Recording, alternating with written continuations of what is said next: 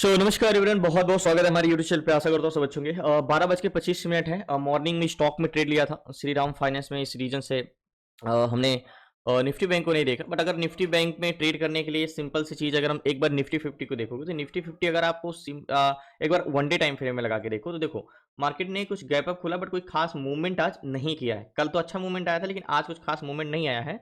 हम यहाँ पे देखें तो सिर्फ कंसोलिडेशन ही कर रहा है 22,908 के आसपास। मतलब अगर आप इसको 4-5 मिनट में लगाओगे तो देखो मार्केट में गैप अप ओपन हुआ है। यहाँ पे ये गैप अप ओपन हुआ है, नीचे आया है, कंसोलिडेशन किया है।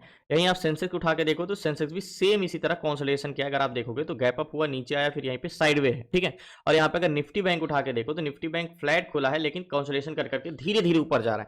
देखो दो चीजें होती हैं जब हम किसी में ट्रेड करते हैं तो हमें दो चीजें इंपॉर्टेंट होती है। पहली चीज क्या होती है, देखो हमें एक चीज में देखने में ये लग रहा है कि जाना तो चाह रहा है शायद, लेकिन बहुत स्लोली जा रहा है। इसका पीछे की रीजन है, देखो एक बस है, मार्केट मान के चलो एक बस है और वो एक ही स्थान पे खड़ा है, जहां कहीं भी ट्रेवल नहीं कर रहा है, चल नहीं रहा है। उसके दो रीजन हो सकते हैं। पहला रीजन की मतलब अगर मार्केट साइडवे है तो इसका पहला रीजन कि इसमें स्ट्रेंथ नहीं, यानी अगर ये बस एक ही स्थान पे तो पहला रीजन है कि इसमें पैसेंजर ही नहीं है। और दूसरा रीजन है कि इसमें बायर तो स्ट्रेंथ तो बहुत है, हो सकता है सेलर दबाव बना रहे हो और इसको ऊपर जाने ना दे रहा हूं। मतलब इसके जो बस के प्रतिरोधक यानी सेलर इसको ऊपर ना जाने दे रहे हो। पैसेंजर तो बहुत सारे हैं। तो अगर स्ट्रेंथ है, सेलर नहीं जाने दे रहे हैं, तो हमें ट्रेड करना सही है, क्योंकि अगर स्ट्रेंथ हटते हैं, मतलब अगर सेलर हटते हैं तो मार्केट ऊपर निकल जाएगा। और दूसरी चीज, अगर इसमें स्ट्रेंथ ही नहीं तो फिर तो ट्रेड करने कोई मतलब ही नहीं। तो साइडवेज के रीजन क्या है ये पता करते हैं, और अगर स्ट्रेंथ है तो ट्रेड करते हैं। अगर स्ट्रेंथ है तो किस साइड का है? हो सकता है स्ट्रेंथ नीचे की हो और सेलर नीचे न जाने दे रहे हो, इसलिए मार्केट ऊपर हल्का कंसोलिडेशन कर रहा है, सेलर रोक के रखें। तो इसके पीछे का सिंपल सा रीजन है कि हमें मार्केट में दो लोगों को 2 मिनट में आपको लगा सेलर और बायर का सेंटीमेंट को समझना, ठीक है। अब मार्केट मान के चलो एक बस है और बायर उस बस के पैसेंजर है, call buyer and put buyer. Call buyer market को ऊपर ले जाना चाहते हैं, यानी पैसेंजर आगे जाने के लिए बैठते हैं, और जो पुट पैसेंजर होते हैं वो नीचे जाने के लिए बैठे होते हैं। और जो कॉल और सेलर एक हमारे होते हैं सेलर। सेलर भी दो टाइप के होते हैं, कॉल सेलर और पुट सेलर। और कॉल सेलर इसको ऊपर जाने से रोकते हैं और पुट सेलर उसको नीचे जाने से रोकते हैं। सिंपल सा बस इसका सेंटीमेंट समझना है। अब ध्यान समझिएगा, जब हम निफ्टी बैंक और इंडेक्स में ट्रेड करते हैं तो उसमें डिफिकल्ट इतना क्यों होता है स्टॉक से, क्योंकि हम अगर निफ्टी बैंक का डाटा लगाते हैं यहाँ पे तो देखो यहाँ पे हमें क्या डाटा है ये इंपॉर्टेंट नहीं करता। यहाँ पे क्या डाटा ये इंपॉर्टेंट करता है। यहाँ का हमें डाटा देखना पड़ता है, एट द मनी देखना पड़ता है, और उसके बाद हमें देखना है कि चेंजेस क्या हो रहे हैं, बदलाव क्या हो रहे हैं। मोस्ट इंपॉर्टेंट चीज चेंजेस डाटा पकड़ना। तो सिंपल सी चीज है, हम सेलर को पहले देखते हैं कि सेलर मार्केट में चाहते क्या है। तो सेलर को हम सबसे पहले देखते हैं। तो सेलर दो टाइप के होते हैं, call seller and put seller. Call seller का काम होता है मार्केट को ऊपर जाने से रोकना, और पुट सेलर का काम होता है मार्केट को नीचे जाने से रोकना।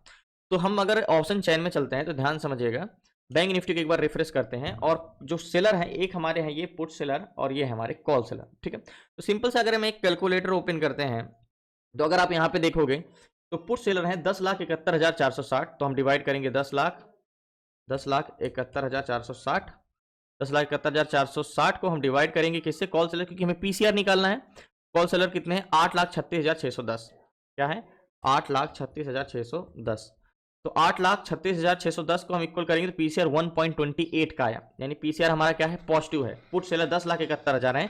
पुट सेलर का काम क्या होता है? अभी मैंने आपको सिंपल से बताया, मार्केट को नीचे जाने से रोकना, यानी सेलर पीसीआर जो हमारा है 1.28 का है, ठीक है। अब हमें मार्केट में ओवरऑल पीसीआर तो पॉजिटिव लग रहा है। अब हमें देखना है एट द मनी में मार्केट क्या क्या चाह रहे हैं। तो सिंपल सा हम 600-700 का जोन ये ड्रॉ करेंगे, एग्जैक्टली ये, ठीक है। ये हमारा एक बस स्टॉप हो गया, एक राउंड फिगर जोन हो गया, 700 का जोन, ठीक है। अब हमें ओवरऑल सेलर क्या है? 1.28, यानी 1 से ऊपर है मार्केट का पीसीआर, तो हमारा पॉजिटिव है। तो मार्केट ये क्या है? ये मार्केट है, और ये हॉरिजॉन्टल जोन हमारा एक बस स्टॉप है, और मार्केट एक बस है। सिंपल सी बात है, मार्केट एक बस है। अब हमें एट द मनी में क्या है देखो, एट द मनी में यानी 49,700 पे कॉल सेलर 12,467, ये कॉल सेलर। और कॉल सेलर का काम क्या होता है? मार्केट को ऊपर जाने से रोकना, 12,460। और यहीं पे पुट सेलर क्या है? 12,700 पे पुट सेलर 14,126 है, ठीक है। ये पुट सेलर है। पुट सेलर का काम क्या होता है? मार्केट को नीचे जाने से रोकना। तो यहाँ पे मार्केट में क्या मजबूत है? 14,126 पुट सेलर हैं और 12,467 कॉल सेलर है। मतलब 12,000 लोग कह रहे हैं इस बस को हम आगे नहीं जाने देंगे, इस मार्केट को आगे नहीं जाने देंगे। 14,126 लोग बोल रहे हैं मार्केट को नीचे नहीं जाने देंगे। तो मतलब अगर देखो जाए तो सपोर्ट भी मजबूत है। सेलर तो एट द मनी में भी, ओवरऑल सेलर क्या चाह रहे हैं? मार्केट को ऊपर ले जाना ही चाह रहे हैं, यानी पीसीआर जो हमारा है सेलर है वो अप है, और सेलर एट द मनी में ओवरऑल दोनों जगह पॉजिटिव है, मार्केट को ऊपर ले जाना चाह रहे हैं। सिंपल सी बात है। अब हमें देखना यह है कि मार्केट में पीसीआर हमें दिख तो पॉजिटिव रहा है क्योंकि मार्केट कल भी तो पॉजिटिव था, इस रीजन से क्या पता मॉर्निंग में सुबह पीसीआर 1.30 रहा हो। तो सिंपल सा चीज है, हम निफ्टी बैंक को लगाते हैं यहाँ पे, अब निफ्टी बैंक का पीसीआर देखते हैं। तो अगर पीसीआर देखें तो सुबह थोड़ा सा पीसीआर घटा है, लेकिन 9:50 से पीसीआर कंटिन्यू इंक्रीज। सुबह पीसीआर 1.17 था और प्रेजेंट टाइम में 1.28 है। मतलब ये ब्लू लाइन आपका पीसीआर यानी सेलर है, ये दर्शा रहा है कि सुबह से मार्केट में 10 बजे से कंटिन्यू सेलर इसमें ऐड हो रहे हैं, पुट सेलर, यानी पीसीआर इंक्रीज हो रहा है। मतलब सुबह से इसमें पीसीआर पुट सेलर ही बड़े हैं, मतलब सपोर्ट मजबूत ही हुआ है सेलर का, ठीक है। अब दूसरी चीज, मेन चीज होती है स्ट्रेंथ पहचानना, ठीक है। तो पीसीआर तो बढ़ रहा है, अब हमें सीपीआर देखना है कि मार्केट में बायर कितने हैं, किस साइड के ज्यादा है। तो कैलकुलेटर को एक बार हम रिफ्रेश करते हैं और हम सीपीआर देखते हैं यहाँ पे। तो 31,31,31,544 ये कॉल बायर है और 27,58,000 पुट बायर है। तो आप सिंपली अगर देखोगे यहाँ पे कॉल बायर ज्यादा है 4 लाख, ठीक है। 3131 हम यहाँ पे करते हैं, 3131 माइनस पुट बायर कितने हैं, पुट बायर कितने 2758, 2758। तो हम इसको इक्वल करते हैं तो 3,73,000 कॉल बायर ज्यादा है। यानी हम यहाँ पे ये देख रहे हैं कि ओवरऑल बस में जो पैसेंजर हैं वो 31 लाख पैसेंजर नीचे जाने के लिए बैठे हैं, यानी 31 पैसेंजर नीचे जाने के लिए बैठे हैं और 27 पैसेंजर आगे जाने के लिए बैठे हैं। सिंपल सी बात है। तो यानी ओवरऑल जो वॉल्यूम है वो कॉल साइड का ज्यादा है। लेकिन मैंने क्या बोला, यहाँ पे हम देख तो रहे हैं कि कौन ज्यादा है कौन कम है, लेकिन हमें चेंजेस मोस्ट इंपॉर्टेंट है। तो हमें सीपीआर क्या है, पॉजिटिव है, यानी सीपीआर अगर हम डिवाइड करेंगे तो सीपीआर क्या निकल के आएगा, सीपीआर तो पॉजिटिव निकल के आएगा। अब हम यहीं पे सिंपल सा ऐड द मनी में भी देख लेते हैं कि ऐड द मनी में क्या चाह रहे हैं, ठीक है। फिर उसके बाद हम चेंजेस देखते हैं। तो 49,700 पे कॉल बार 1,69,223, ये ऐड द मनी में ये है, इतने पैसेंजर इस बस स्टॉप पे चढ़े हैं, इन्हें आगे जाना है, जितने 1,69,223 ये कॉल बायर है। और यहीं पे 49,700 पे पुट बायर है 1,16,000 ऐड द मनी में 700 के जोन पे 1,16,000 पैसेंजर नीचे जाने के लिए चढ़े। तो हम यहाँ पे ये भी देखते हैं कि पैसेंजर ऐड द मनी में भी नेगेटिव कम है, पॉजिटिव ज्यादा है, ठीक है। यानी ओवरऑल वॉल्यूम तो ज्यादा ही है सीपीआर, लेकिन यहाँ पे 1,69,000 कॉल बायर है और 1,16,000 पुट बायर, यानी ओवर ऐड द मनी में भी वॉल्यूम ज्यादा है, ठीक है। यानी हमारा सेलर चेंजेस भी हो रहे हैं, मतलब पीसीआर तो पूरा पॉजिटिव। अब सीपीआर की बात करें चेंजेस, हम वॉल्यूम सीपीआर देख लेते हैं एक बार कि बायर क्या है।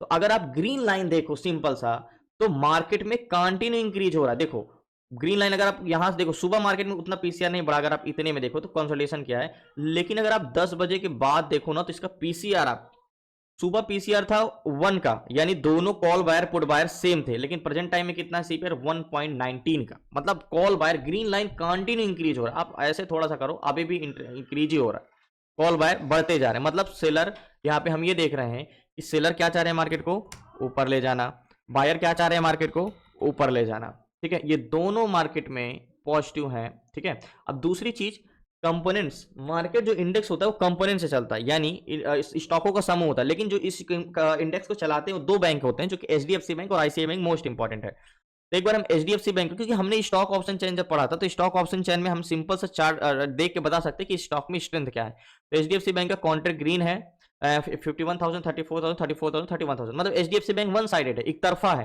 लेकिन एक बार एचडीएफसी बैंक का सीपीआर मोस्ट इंपॉर्टेंट है, देखना है एचडीएफसी बैंक का इसमें बायर इंटरेस्टेड है कि नहीं। तो एचडीएफसी बैंक का पीसीआर इंक्रीज करा है, लेकिन थोड़ा सा यहाँ पे डिसइंक्रीज हुआ है, उतना नहीं। लेकिन सीपीआर अगर देखें तो सीपीआर कंटिन्यू बढ़ रहा है, सीपीआर में कोई कमी नहीं है, मतलब एचडीएफसी बैंक फुल पॉजिटिव है। एक बार हम आईसीआई बैंक को देख लेते हैं, हो सकता है आईसीआई बैंक उतना सपोर्ट ना करो, इसलिए शायद ये जा ना रहा हो।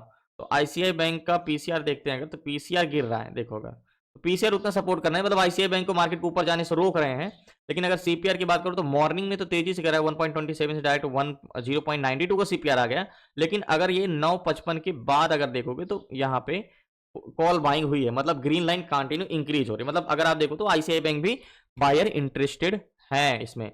तो ये वन साइडेड है, लेकिन थोड़ा सा आईसीआई बैंक उतना नहीं से, तो ये वन साइडेड है, मतलब इसको नीचे नहीं जाना, इसको ऊपर हमें लॉस हो सकता है तो डीके का, time DK, but one sided एक तरफा है। आप इस पे कॉल साइड का आंख बंद करके ट्रेड कर सकते हो, इतना कोई दिक्कत वाली बात नहीं। तो हमारा नेक लाइन के ऊपर कैंडल्स क्लोज दे दिया, तो मैं इस पे ट्रेड लेता हूं।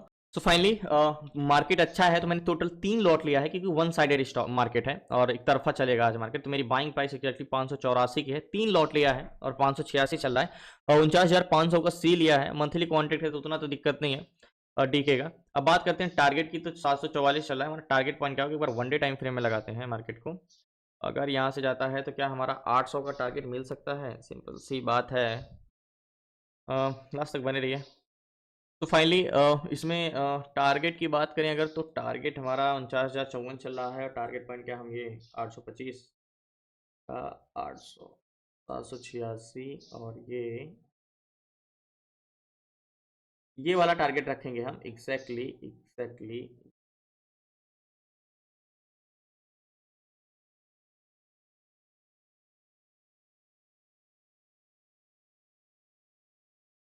थोड़ा सा जूम करना होगा, टारगेट पॉइंट हमारा एग्जैक्टली 797 का परफेक्ट टारगेट है। अगर यहाँ पे ये टारगेट मिलता है तो हमें टोटल 60 पॉइंट का, मतलब 60 नहीं 50 टू 60 पॉइंट का टारगेट पॉइंट, ज़्यादा बड़ा नहीं है। 797 नहीं, एग्जैक्टली ये है टारगेट। तो हमारी बाइंग प्राइस एग्जैक्टली ये टारगेट बड़ा है, इतना छोटा भी नहीं टारगेट है, आपको लग रहा है ये अभी आपको दिखेगा तो एग्जैक्टली ये है। और ये वन साइडेड है। अगर मैं बात करूँ नेक लाइन की, तो नेक लाइन के ऊपर कैंडल्स क्लोज भी दे दिया है, तो हम एक तरफा मतलब विदाउट रिस्क है, कोई भी रिस्क नहीं है इस पे। एक बार नेक लाइन के बाद कैंडल्स क्लोज नहीं देता तो वो थोड़ा रखता, लेकिन ये मार्केट कुछ ऐसा बिहेव करेगा कि मतलब कॉन्सोलेशन करेगा, फिर एक बड़ी कैंडल्स बना के टारगेट देगा, ऐसा ही। तो वेट करते हैं, इंतजार करते हैं। मैंने ट्रेड ले लिया, टोटल 3 लॉट लिया है, एंड अभी हम कॉस्ट टू कॉस्ट चल रहे हैं। 584 की बाइंग है और 49,500 का सी लिया है, तो मंथली कॉन्ट्रैक्ट ही है, तो उतना टेंशन नहीं है। तो वेट करते हैं, बहुत समय साढ़े।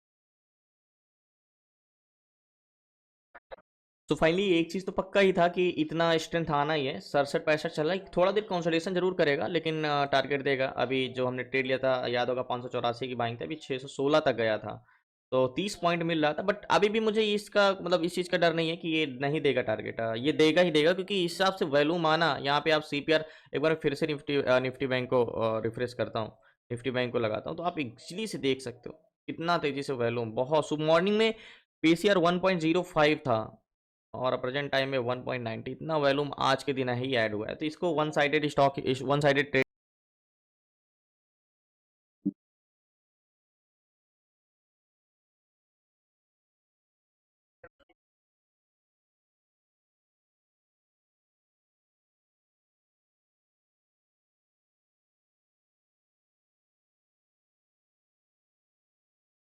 तो फाइनली थोड़ा सा ही टारगेट बचा है, 97-98 चल रहा है जो हमने ट्रेड लिया एग्जैक्टली, लास्ट बनी पोजीशन स्क्वायर। सो फाइनली हमने देखा था वन साइडेड स्टॉक है, और टारगेट हिट किया, पोजीशन मैंने स्क्वायर किया था 803 चल रहा है जो हमने ट्रेड लिया था एग्जैक्टली। अभी तो 823 चल रहा है, लेकिन मैंने एग्जिट किया इसको 618 पे, सॉरी 823 नहीं 618 पे मैंने एग्जिट किया, और लास्ट आई थी अभी 626 तक गया था। और बाइंग प्राइस याद होगा हमें 585 की थी, यानी कह सकते हो कि 40 पॉइंट प्रीमियम मिला 60 पॉइंट का प्रॉफिट में। उतना बड़ा प्रॉफिट तो नहीं, लेकिन ठीक है, हमें वन साइडेड ट्रेड मिला। लेकिन जो मैंने आपको एक्सप्लेन किया कि वन साइडेड स्टॉक एक तरफा आंख बंद करके ट्रेड करने वाली चीज थी, नेकलाइन के बाहर कैंडल्स क्लोज दे ही दिया था, तो वन साइडेड स्टॉक ऐसे सीपीआर बढ़ रहा है।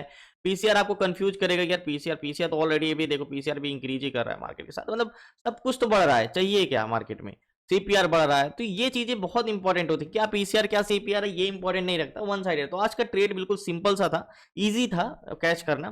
बाकी धन्यवाद आपका, शुक्रिया। आपको सीखना है टू जेड सारी चीजें स्टॉक मार्केट से रिलेटेड, तो डिस्क्रिप्शन में नंबर है, आपसे व्हाट्सएप करके जुड़ सकते हैं। 6 मंथ की क्लासेस में stock intraday, stock SIP, ETF SIP, option selling, option buying, stock fundamental, A to Z सारी चीजें। बाकी स्टॉक में ट्रेड करने के लिए चेंजेस नहीं, लेकिन इंडेक्स में चेंजेस डाटा बहुत इंपॉर्टेंट होते हैं। 99% क्या डाटा ये इंपॉर्टेंट नहीं रखता, क्या बदलाव हुए ये इंपॉर्टेंट रखता है। तो चेंजेस करने के लिए आपको बहुत डीप में नॉलेज चाहिए, स्ट्रेंथ और डायरेक्शनल के लिए। तो धन्यवाद, कल मिलते हैं न्यू ट्रेड न्यू शेयर, शुक्रिया, जय